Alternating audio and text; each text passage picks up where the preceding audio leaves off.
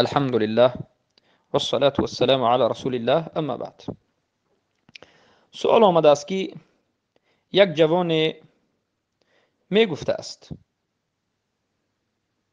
که هر کسی که شرک اکبر را انجام می دهد، من می گویم که عملش شرک است اما خودش مشرک نیست.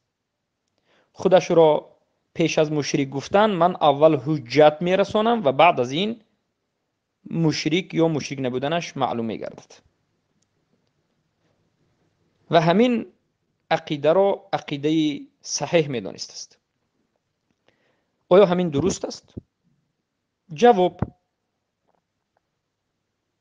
سخن این جوانی که مشرک را عذر می دهد، عذر به جهل می دهد و شرک مشرک را می گفت است که عملش شرک است و خودش مشرک نیست، اول حجت می رساند است و غیره و غیره، این عمل مرجئه ها است، عمل جهمی ها، عمل مرجئه ها. این سخن مدخلی ها، این سخن اشعری و ماتریدی ها، این سخن تمام مرجئه ها است که مشرک را عذر می دهند. به اجماع علمای اهل سنت و الجماعت که در این مسئله علی بن خدیر الخدیر کتاب نوشته اند، العذر بالجهل، اجماع را نقل میکنند از اسحاق بن راهویه و غیره، که کسی که شرک اکبر را انجام داد این انسان مشرک شد. اجماع قوی ترین دلیل است. سلف امت همچنین میگفتند کسی که شرک اکبر را انجام داد این مشرک است و هیچ کسی به این چنین انسان عذر نمیدهد، عذر بالجهل نمیدهد.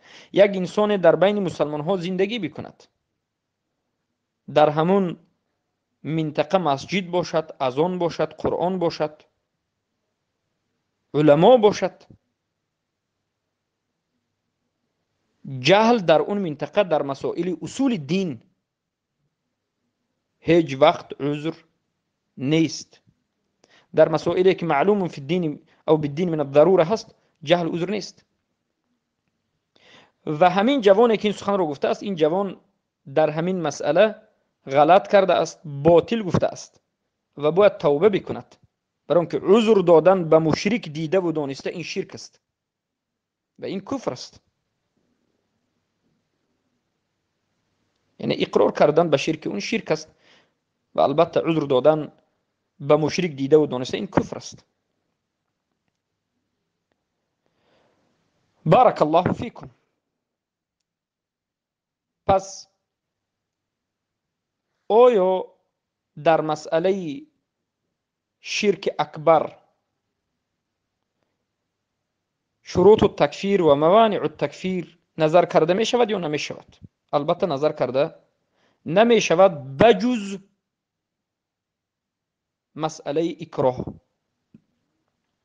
چخیلی که ابن القیم الجوزی، شیخ الاسلام ابن تیمیه، شیخ محمد ابن عبدالوهاب و تمام علمای نجد و تمام علمای سلف این امت پیش از این علما ذکر کردند که یگانه مسئله که در مسئله شرک اکبر یگانه چیزی که عذر شده میتواند این اکراه است که خود الله سبحانه و تعالی این استثناء را ذکر کرده است. الله میگه الا من اکره و قلبه مطمئن بالایمان ولكن من شرح صدره بالکفر.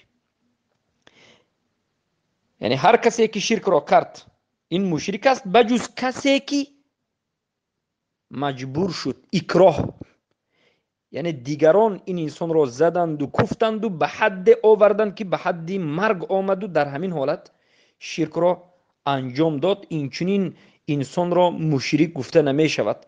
گفته می شود که عملش شرک است، کفر است، سخن یا عمل، اما خودش کافر و مشرک نیست.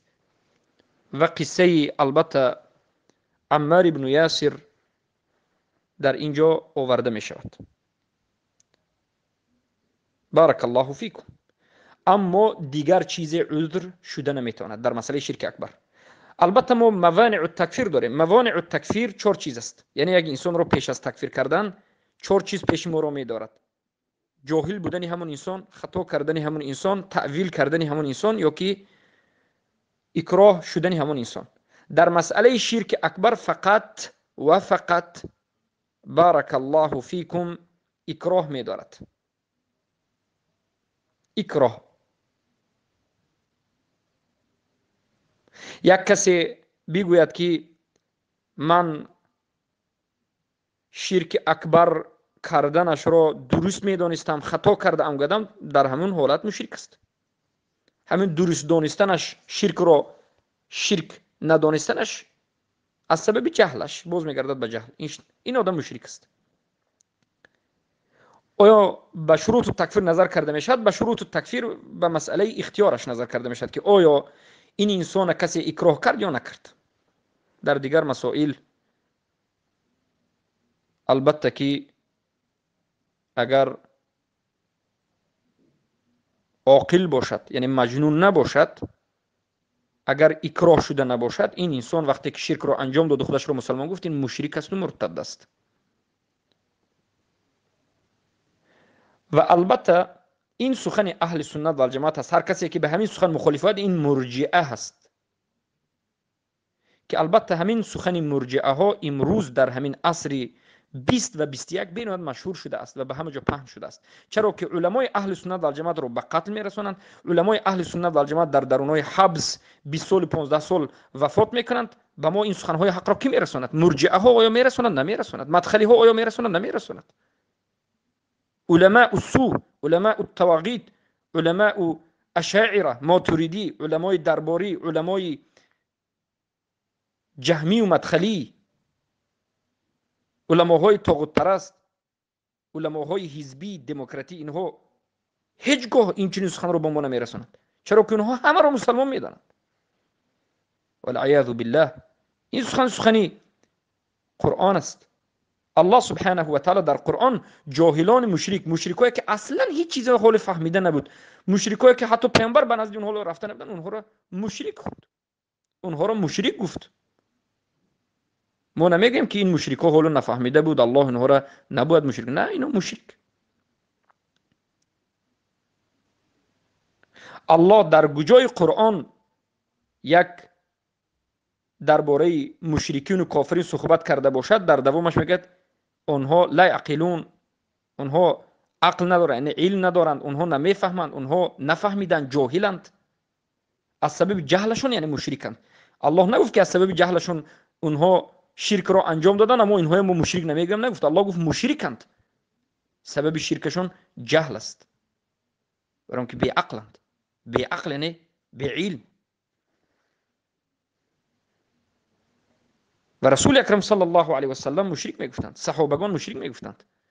و در این مسئله کتاب‌های علمای اهل سنت و الجماعت مشهور است، لیکن مرجئه ها به ما نگفتند، نخوندند، شرح ندادند.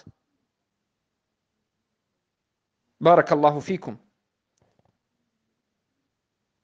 در این مسئله خیلی گفتیم اجماع را علما نقل میکنند. و بهترین کتابی که در این مسئله خودی بنده مطالعه کردم، علمای نجد، یکی از علمای نجد نبیره محمد بن عبدالوهاب، در اونجا در مسئله تکفیر معین اسحاق ابن عبداللطیف ابن عبدالرحمن ابن حسن ابن محمد بن عبدالوهاب رحمه الله در کتاب تکفیر معین ذکر میکنند.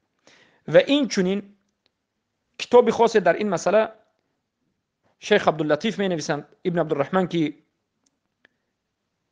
البراهین والادله، یا که الادله والبراهین على عدم عذر بالجهل في اصول الدین، دلیل ها و برهان ها بر این که در مسئله اصول دین جهل عذر نمیشود. شرک، ترک شرک آیا از اصول دین است یا نیست؟ ترک شرک در نزد اهل سنت و جماعت از اصول ایمان است، از اصول دین است. کسی که شرک ترک نکند مسلمان نمیشود. اسلام چیست؟ براءة الاسلام الاستسلام لله بالتوحید و انقیاد له بالطاعه و براءة من الشرك و اهله. براءت کردن از شرک، ترک کردن شرک و بیزاری جستن از مشرکین، این اسلام است. کسی که مسلمان هم میگه باید همین چیزا داشته باشد. کسی که مسلمان هم میگه شرک انجام دهد، کسی که مسلمان میگه از مشرکین جدا نشود، این مسلمان نیست.